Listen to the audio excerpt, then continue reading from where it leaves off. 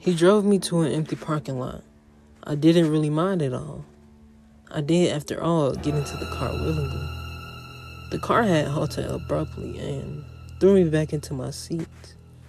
Not fully aware of my bad posture, I straightened up to align my back with the seat that had smells of countless sweaty passengers. Roughly 40 years of age, 30 if you took away the damage of the sun and the job had on his appearance. He was preoccupied with being under the radar, so to speak, so as not to be caught in the act. I realized the car started to smell of the day's sweat, more pungent than that which sunk into the car's being. I became sick of the idea of it all. He pleaded for me to stay and call my attention to the fact that we were in a secluded area on purpose and that if I wanted to leave, I should leave with him. I knew he meant it in a perfectly appropriate way, but something inside me told me that an elaborate demonstration of feminism and strength was in order.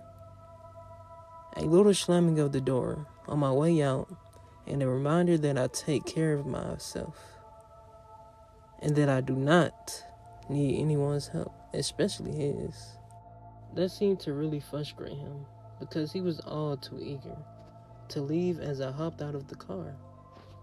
I'll never forget his eyes for other reasons than what had happened when I last saw them. Right before he drove off, he looked me dead in the eyes with heavy eyelids and a confused look. I looked after the car until it was no longer recognizable in the dark. The parking lot was barely lit. It was a small parking lot tucked away on the side of the road. A side of the road people avoided because it was, you guessed it, barely lit. They were all around. Some walked by me, others crawled. I didn't make a sound, neither did they. Their rotten skin made all of the noise for them. Years of decay and neglect and misunderstanding. I realize now that he had seen them appear before he left. They acknowledged my alien existence in between them and were not unnerved by it. They moved about, slowly limping. Some had missing limbs, others was missing an entire person. A child, no older than 6, walked around in circles, clearly trying to find someone she lost. Or was it the other way around? They all seemed lost, one could say. I was as well. I was, however, oddly cornered by them. One of them sprinted to my side. I think that was the only time I had moved. His skin smelled of old books and old rags, familiar, welcoming, yet undefinable. He reached out for my arm and grabbed it. His grip was tight. I thought he would, rip my arm off, but his eyes were focused on mine as if he was telling me not to leave. It seemed no one wanted me to leave.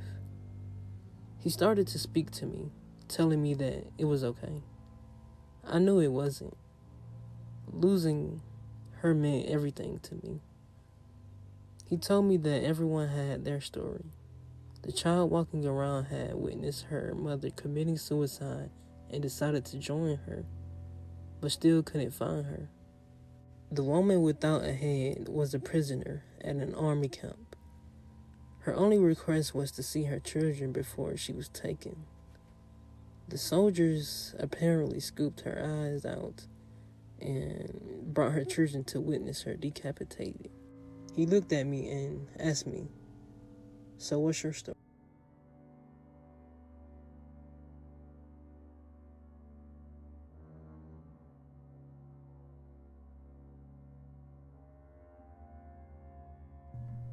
One day, when I was about 12, I woke up to a rough shove, assuming that my sister was waking me up.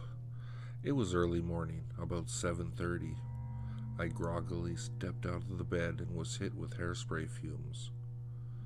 I heard the sound of someone taking a shower, as well as loud, hurried footsteps and repetitive spritzes of the hairspray can. I walked to the dresser and pulled out a blouse and a skirt. As I got dressed, I heard knocking on my door. I pulled my top fully on and opened the door. There was no one there. I was kind of freaked out right now, but I knew that it must have been my imagination, as I was about half asleep at the time. I exited the bedroom. I heard the shower shut off as I passed the bathroom, then my father's heavy footsteps. At the end of the hall, there was another washroom. I heard repetitive spritzes coming from there and called to my mom, "Hey Mom, I need to pee and Dad's in the other bathroom." I heard my mother's voice, "Alrighty." It was definitely her voice, but alrighty was not something she had ever said. I rolled my eyes and walked away. I figured that I should wake up my granddad as I heard heavy snores coming from the room that he was sharing with my parents. I wondered why my parents hadn't woken him up. When I opened the door, I was scared to see that the room was empty. Just then, the noises and the smell of hairspray stopped. I ran downstairs and saw that my dad, mom, granddad, and sister were already eating breakfast. I checked my watch and saw that it was already 10 o'clock. My mom stared at me. What? I thought.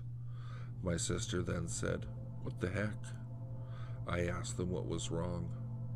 My sister then said, "You literally just went into the bathroom," and pointed to the bathroom that is next to the small kitchen area. I walked over there and pressed my ear to the door. Sure enough, someone was there, washing their hands. I shook it off and counted my fingers. 10 of them. I wasn't dreaming. I knocked on the door, and inside the bathroom I heard my own voice calling out, "Alrighty." I looked over at my parents, sister, and granddad, who were all pale. Behind my back I heard the lock click, followed by my own voice saying, "Hey there, Sarah," and footsteps. I turned around just in time to see my own feet, dressed in my black velvet flats, turning the corner on the staircase. I felt paralyzed with fear, and goosebumps crept up my back. I wasn't able to move for about a minute before I told my family all about what had happened a few moments ago. My sister told me that yesterday, when she woke up, I wasn't in my bed, but she heard noises coming from the bathroom. When she went there, she saw me walking down the hall in my pajamas and called out to me, but I kept walking. When she went back to my room, I was still sleeping in my bed. She freaked out and didn't tell anyone. Fast forward to 2 years later. My cousin now has a 6-month-old, and we're talking to each other over tea. I told my cousin about what happened to me and my sister, and she froze. "That happened to you too?" she said. I felt the goosebumps return to my arms and legs. She then told me that she had woken up and walked downstairs when she saw her fiancé sitting at the table eating cereal. He greeted her, then said he was going to get something from upstairs. It took him some time. Eventually, she felt sort of concerned and went to check on him. He was asleep, still in his pajamas.